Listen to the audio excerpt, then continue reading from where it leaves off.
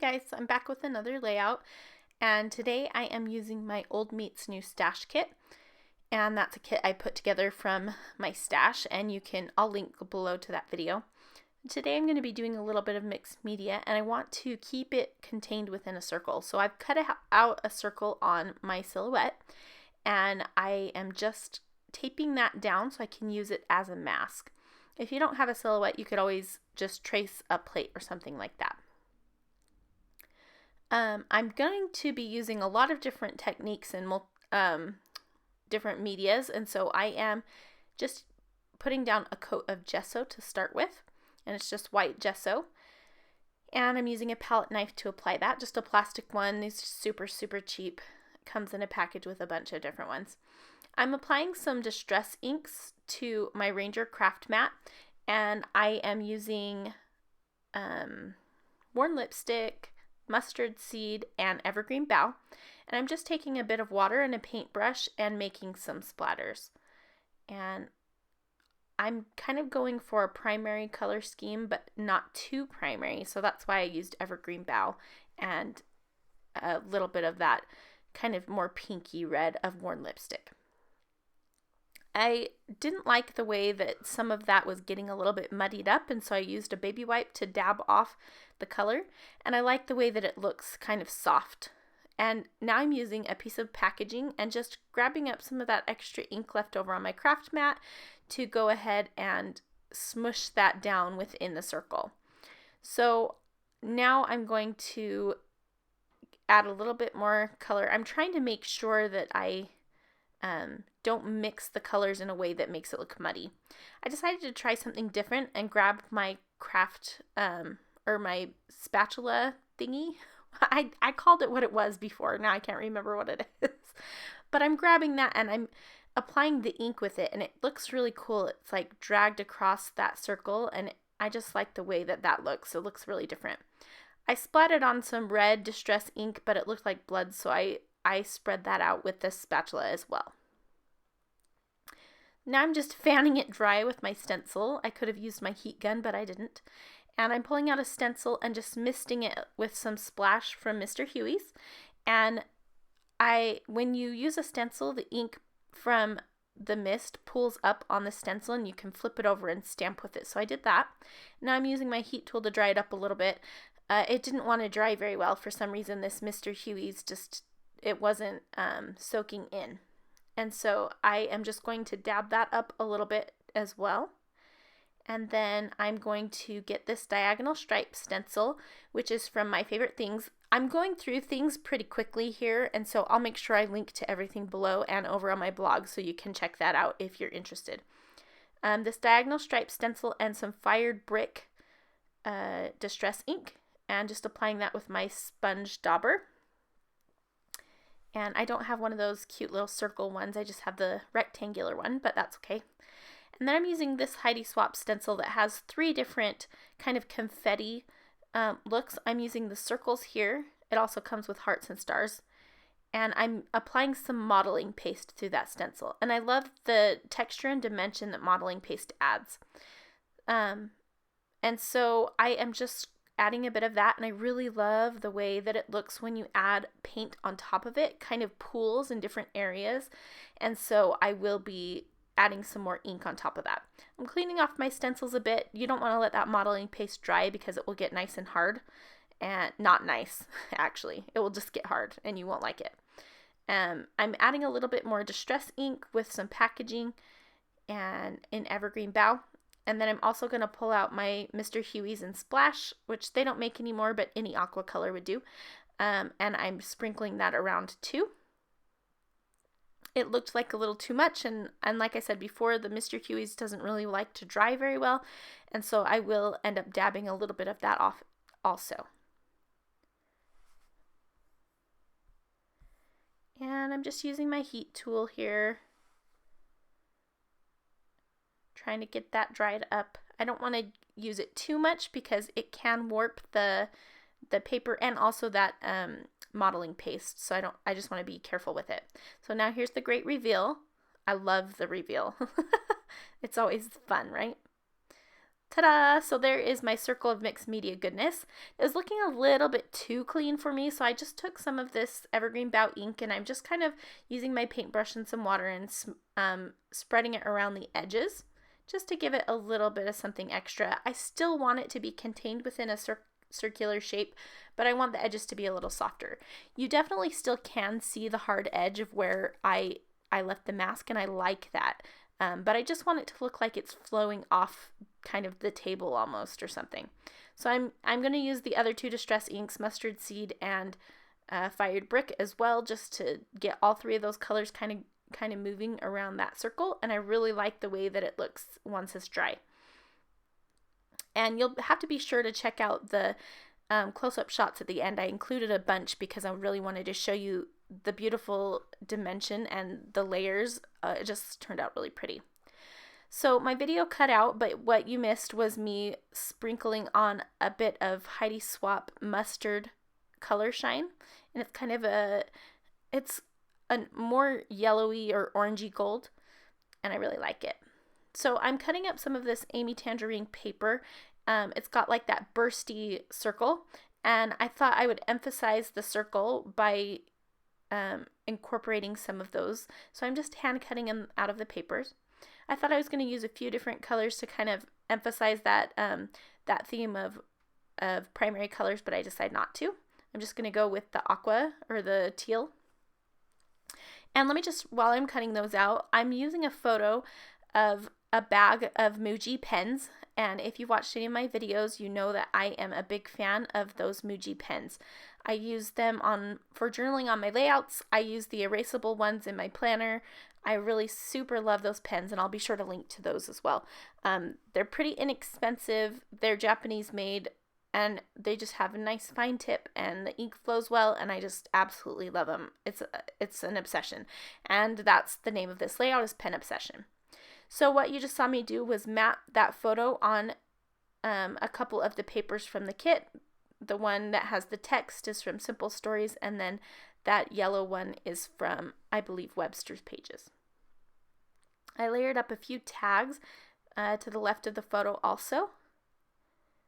And now I'm getting out, these are some really old stamps that I have from Close to My Heart. I believe they're the building block font, and they're just really simple font, and that's exactly what I wanted.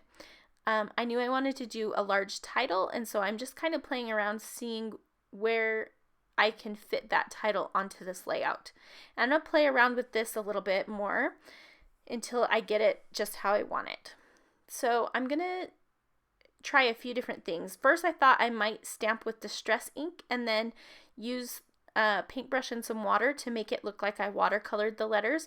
And that's what I'm trying here. I'm applying the Distress ink to the stamp, and then the water just wasn't moving the ink. I think I needed to use a watercolor paper or something for that technique if I wanted to do that. But I just decided to use this light gray ink. It's called Whisper from Close to My Heart, and it's a nice soft gray. And I love that ink. You'll see me using a lot of Close to My Heart inks. I used to work for Close to My Heart, so while I worked there, I gathered lots of supplies. But I really do love their inks, and you can get them. I'll link to their website, but you have to go through it's a consultant-based company, and so you can get them if you're in the US, Canada, or Australia and New Zealand. So that's where they are right now. Anyway, moving on. I stamped out my whole title, and I really, really like the fact that 3 letters fit on each line, and it spells out the word pen, or the phrase Pen Obsession. And so I'm using a scratch piece of paper to stamp this all out because I'm not sure exactly if it will fit or how I'll like it, or what exactly I want it to look like. So I'll often do that. I'll just grab a piece of scratch paper and stamp things out when I'm using a lot of stamping, because I find that it's really beneficial to me to stamp it out ahead of time, because people always get nervous about stamping on their layouts, and often when it's just something small like an arrow or something like that, I'll just go for it. But with a large title like this, it's something that I really wanted to make sure I got right. I want it to be a nice design element, and it's going to be a whole column on the left side. And so I really wanted to make sure I got it right. So this subtitle, I'm using the Stepping Stone alphabet from Studio Calico. It's a little bit older. I don't know if they still sell it, but I'll try to link to it if they do. And I am stamping something like, it is very possible that I have a little pen obsession or something like that. I think I'm going to end up changing it from what I originally thought I was going to do, because the words weren't fitting quite right in the width of that space, if that makes sense. I wanted it to be the same width as the word pen obsession is, and so I'm really trying to make it fit that. And so it wasn't quite right, so I'm sorry I'm a little bit off camera down there at the bottom, but I'm just stamping those phrases on that scratch paper. And in a minute here, I'll cut to where I have a lot of it stamped out already. To create the period at the end of obsession, what I did was, so there wasn't a period in that large alphabet stamp set, but there was one in the small stepping stone alphabet. It was a little too small, so what I did was flipped it over. So the stamps have a flat side that you stick to your acrylic block, and then the side that has, the stamp on it. If you flip it over, you can use the other side too. And it was a little bit larger, and so I've just flipped the period over so that it had a larger circle and stamped that. I hope that makes sense. So now I'm changing up my wording. You can see that here so that I can make sure that I can fit everything. And I think I'll even change it one more time. And I'm sorry I didn't cut more of this out, but it is what it is. So I really encourage you to stamp on your layouts if you haven't tried it. I think it's fun, and it really expands the possibilities. So when you're using a kit and you want to stretch how far that kit can go, or you want to add some additional colors, doing mixed media and stamping, you can use any colors you have, right? Paints and inks, any colors. So it really stretches a kit, I think. So what you see me doing here, I didn't stamp that E completely correctly, and because I've used these stamps for lots of mixed media canvases and using stays on ink and all that, they're stained pretty black, and so I couldn't stamp it again and see through it. And so what I'm doing is just grabbing a little tool, getting some ink on the tip of it, and then just dabbing it into the spaces where it didn't stamp quite right. And it will, when it dries, even out and look great. So that's a little trick I learned from Jen McGuire. She does it on her card videos. So now I am stamping my words, and you can probably see at the top that I have stamped the word possible in red. So my mixed media turned out really soft and pretty, but the photo that I have has like a bold red on that bag. And so I wanted to bring that into another place on the layout. So I'm kind of mimicking the fonts are similar on that Muji bag and of this stepping stone alphabet that I'm using right now. And so I wanted to mimic that. And so I am going to stamp the word possible in red. Kind of like, I also sometimes do that when I want to emphasize a word. I can't italicize words, but if I were talking, I would say it is quite possible that I have a little pen obsession. Like I would say it in a different, my voice would inflect differently when I say the word possible. And so sometimes I'll do that when I want to emphasize a specific word. I'll just do it in a different color. Does that make sense? I hope so. So I realized that there's a little space next to the phrase I have a little, and I will fill that space in with a rub-on, and you'll see that here in a minute. But for the meantime, I'm just keeping on, stamping on those letters. And it's not completely perfect. I have to let go of imperfection. I'm not a perfectionist anyway, usually. And so it doesn't bother me that everything's not exactly lined up. That's part of the beauty of it to me, especially where I've got a lot of funky and freeform stuff going on with the circle. So this was such a fun layout to create. It did take quite a long time, but it was like playtime. It was really fun for me. So I'm just arranging those circles, and now I'm going through some of the die cuts, trying to figure out what I might want to use. And I'm using some of those, I'm going to end up using some of those Amy Tangerine, I think I am anyway, die cuts that I added in from the Stitch collection. I'm putting a tiny, tiny piece of that rainbow washi tape underneath the photo. I will anyway. Here's where I'm putting that heart rub on to kind of fill in that space next to those words.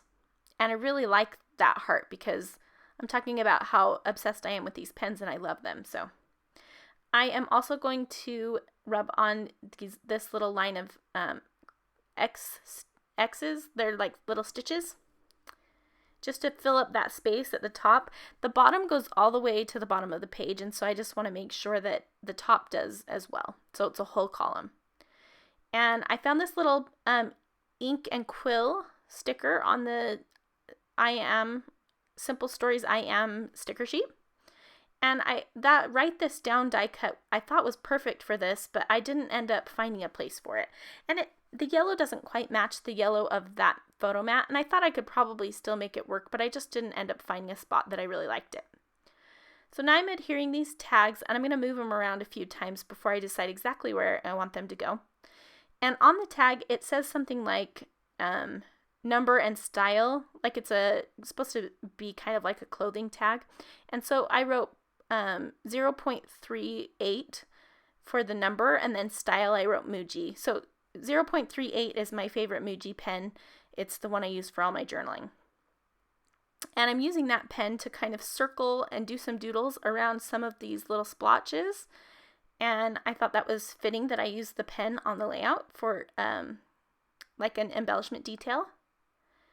And then I'm going to add that little, tab as well. So I'm having a hard time deciding how I want to embellish because everything's on the bottom of the photo, and usually I like to do like one on the top corner of one side and then one on the bottom corner of the other side. So you'll see me move those layers around a little bit more. So now I am going to outline these letters, and I'm using that pen again. I just wanted to emphasize the fact that I love this pen, and so I wanted to use it wherever I thought it would work into the design. And so I'm just kind of doing a messy outline of those letters. You'll see in the close-up shots that it's not perfect at all, which is great. I like that look. It's such a blocky font that it gives a little bit of playfulness to it because the other side of the layout is very playful. And this is kind of rigid. Well, I like the juxtaposition of something really like rigid, clean lines with something soft and pretty and really free form. I think it pairs nicely. So I'm thinking I need to bring in some more red. And so I'm going to use a bunch of roller phrase stamps rather, to just add some red around the layout. So I found one that says, this is an October afternoon stamp. I'm using an Amy Tangerine, some Dear Lizzie. I think I use one from Maggie Holmes or Studio Calico. I can't remember. I'll make sure to link to all of them that I can. And I'm just stamping them. I'm going to stamp them all around the layout just to bring another touch of that red color. And I think it really helps the layout feel complete. Or, it helps balance that color a little bit more. And I really like the way that heart rub-on the left, the top left, balances the softness of the color on the mixed media circle, which is what I'm now calling that. I really like the way that looks. So this is a really different layout for me, but it was so fun to make. So again, I'm just adding more of those phrases, and I just added them kind of randomly all around. And here's where you're going to see me move around those tags some more, because I wanted it at the top left corner. So I have something at the top left corner and at the bottom right corner. And I really like it. Ends up looking great. So I will add strings to those tags because that's what I do. I think I do anyway. Here's where I add a little bit of that washi tape. I don't know that it really added anything to the layout. It doesn't really match. I thought I would use that washi tape a lot using this kit, but I really didn't. Oh yeah, here's where I'm adding some twine to the tags. And then I think I'm going to pop this whole thing up on foam just so that I knew if I just used my regular dot runner that it would not adhere well to all of that goodness in the background. So I'm using some foam dots. And they're thin, so it doesn't give it too much lift, just enough. And I really like it. I'm going to say that 10 more times. I really like the way this one turned out. It was just fun. So now I'm committing to where I want to put those circles, and I am going to use that ink and quill. And I'm seeing if I want to add a little bit more of that tape above the photo, but I don't like it. I just think it just doesn't work. You can only barely see it on the bottom, so it's not too bad. I mean, I like it fine. So I'm going to use my pen now to do a bunch of journaling, and I'm just drawing in some freeform journaling lines, and I am going to just write about how much I love these pens and why this was the best gift ever for my friend to bring me back from China. And like I said, I will make sure to link to that pen over on my blog. And I will try to remember to link below. I don't know that anyone looks at the notes below or at my blog to see, what I've linked to or for the still photos, but they're there if you want to see them. So I'm just adding a few more lines so I can finish that last thought. And then I am going to add a couple of, I think, enamel dots is what I'm going to do next. Oh, no, I'm going to add the date first. And I use that same Whisper Gray ink. And then I'm going to add a couple of enamel dots. So I'm trying to use up some of my larger enamel dots because I have a hard time using them. And so I find that they're easier to use on a layout like this. So I just used 3.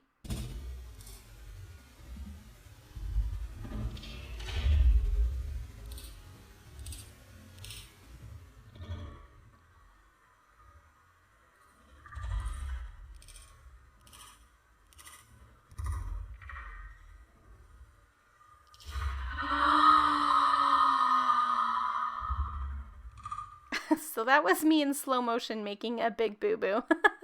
I was adding some ink splatters with some pinstripe ink from Studio Calico, and I spilled it everywhere. I don't know what I was thinking holding the bottle like that, but I added a few more to make it look intentional.